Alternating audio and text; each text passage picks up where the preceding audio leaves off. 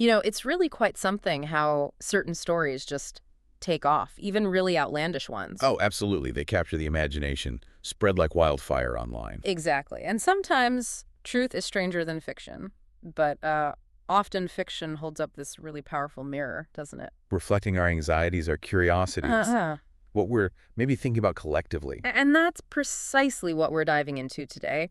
You, our listener, gave us some fascinating source material detailing a narrative that, well, it recently went viral. Ah, the Barron's Covert Draft, Deep State Rebellion story. Yes. That's the one. So our mission here is to really unpack this specific fictional story, look at the plot, sure, but also how it spread. And those personal elements woven through it, they're pretty intriguing. Right. To understand why. Why does a story like this resonate with so many people? It's not just about what happens in the story. It's about what the story's popularity tells us about, well, us. It's a fantastic case study in narrative power, regardless of, facts. Definitely. What's really striking is how it seems to tap into things already floating around in the culture. Which lets it spread incredibly fast. It just connects. Okay, so let's lay out the core plot hook here, because it is pretty dramatic stuff. Yeah, the sources paint quite a picture. So the story goes that in June 2025, Barron is supposedly falsely drafted, not just drafted, but into some kind of shadow military unit. Right, and it's set against this backdrop of, rising global tensions. So the stakes feel high from the get-go. It's not just a quiet letter in the mail, then. Not at all. And it escalates quickly. He doesn't just get drafted. The narrative says he uncovers a whole deep state plot. Ah, the deep state angle. So this organization, this clandestine group, intends to use him like a pawn. Exactly. That's the core conspiracy element. It moves it way beyond just a military story. And his reaction, well, he doesn't just go along with it, does he? Oh, no. The story has him going rogue. Dramatic. Training in hidden bunkers, Uh-huh. leading a rebellion. It's very action movie stuff. It really is. Yeah. But what's interesting is how the narrative weaves in something more personal. You mean the connection to those rumors? Yeah. About him supposedly being rejected by places like Harvard? Yes, exactly that detail. The sources mention it explicitly. How does that fit in motivationally? Well, that's a fascinating narrative choice, isn't it? It almost gives him a reason, a personal chip on his shoulder. Right. It adds this layer of relatable grievance. It transforms him from maybe just a victim of circumstance. Into someone actively fighting back because he feels wronged, underestimated. Precisely. He's not just fighting some shadowy group, he's fighting the establishment that maybe slighted him. It personalizes the whole conflict. It makes a rebellion feel less abstract, more about him proving himself. And that resonates, doesn't it? That feeling of being overlooked or underestimated, seeing a public figure, even a fictionalized one, push back against that. Yeah, that can be really compelling. It grounds the big plot in something, well, human. So it makes you wonder, right? For you listening, what is it about these stories? A public figure going rogue against a secret cabal. What makes that hook us, even when we know it's fiction? Is it the justice element? The rebellion against unseen powers? I think that's a huge part of it. That deep state idea, it taps into real feelings some people have about, lack of control or transparency. It's putting a familiar face, someone from a prominent family, right in the middle of that fight. It makes the abstract concrete. Suddenly this big, vague fear has a face and maybe a hero fighting it. It gives a kind of vicarious thrill, maybe, Yeah. empowerment against forces that feel overwhelming. I think so. It's a fantasy of taking control. Yeah. Of seeing hidden things brought to light.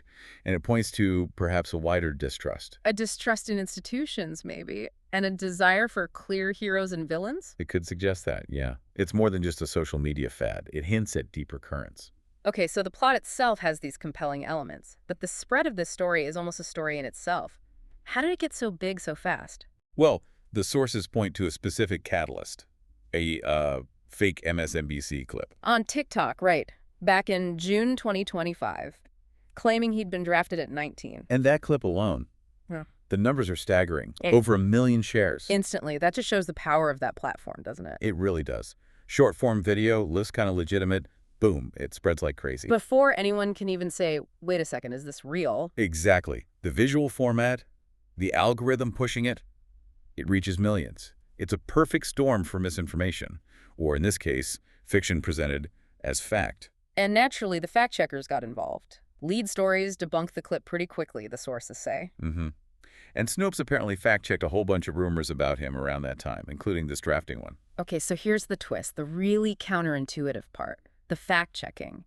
It didn't kill the story. No. In fact, the sources say it actually boosted its meme status on X. How does that work? Debunking makes it more popular. That seems backwards. It does seem backwards, but it's a phenomenon we see more and more. It's about how information flows now. So what's the dynamic there? Well, a few things might be happening. One, the debunking itself gives the story oxygen, introduces it to people who hadn't seen it. Ah, so just talking about it, even to say it's false, spreads awareness. Right. And for some people, especially those already distrustful of, say, mainstream news or fact checkers. The fact check itself might seem suspicious, like part of a cover-up. Exactly. It can inadvertently reinforce the belief for those inclined to believe it. The story shifts from, is this true, to, they don't want us to know this. And then it becomes a meme, like its falsehood is part of the point. Sort of. It becomes this shared signal, an inside joke almost, among a certain group, a way to signal skepticism towards official sources. The act of sharing the debunked story becomes a statement in itself. Wow, so the debunking effort, intended to clarify, actually fuels a different kind of engagement with the narrative. It's a really important insight into our current, very fragmented information landscape. Trust works differently now. That makes a strange kind of sense. Any engagement, even negative, can boost visibility online. Algorithms don't always care about truth, just clicks. Precisely. Especially if it confirms existing biases. Okay, moving beyond the virality mechanics, the story also digs into more personal stuff. The sources call it the personal life twist. Yes, and this is where it tries to add emotional depth using flashbacks. Detailing things like strained sibling relationships, mentioning Ivanka or Eric specifically. These elements ground the big, crazy plot. They make the character more human, more complex. So it's not just about fighting the deep state, but maybe internal family stuff too, proving himself, finding his own way. That seems to be the implication. It adds layers, internal conflict alongside the external one. Most people can relate to complex family dynamics, even if they can't relate to fighting shadow armies. It makes him feel less like just a name and more like a person with struggles. It taps into that misunderstood hero archetype, maybe, striving against expectations. And then there's that other detail, the forbidden teen romance. Ah, yes, the romance supposedly interrupted by Secret Service protection. That's quite poignant, isn't it? It immediately suggests loss of normalcy, loss of a connection. Definitely. It highlights the pressures of that kind of life. Being denied something so fundamental, so, well, normal is teenage romance because of who you are. It really underscores that idea mentioned in the sources, his supposed desire for normalcy. Exactly. It paints him as someone yearning for an ordinary life, Yeah. despite the extraordinary circumstances. It makes him an underdog, in a way. Even with all the privilege, there's this sense of something missing, something denied. And that longing, that desire for connection and normalcy, makes his rebellion feel maybe less political and more deeply personal. A fight for a life he couldn't have. That resonates, doesn't it? Wanting what you can't have, struggling against external forces messing up your personal life. It's a classic theme, really, just amplified onto this huge public stage. It really is. That human element seems key.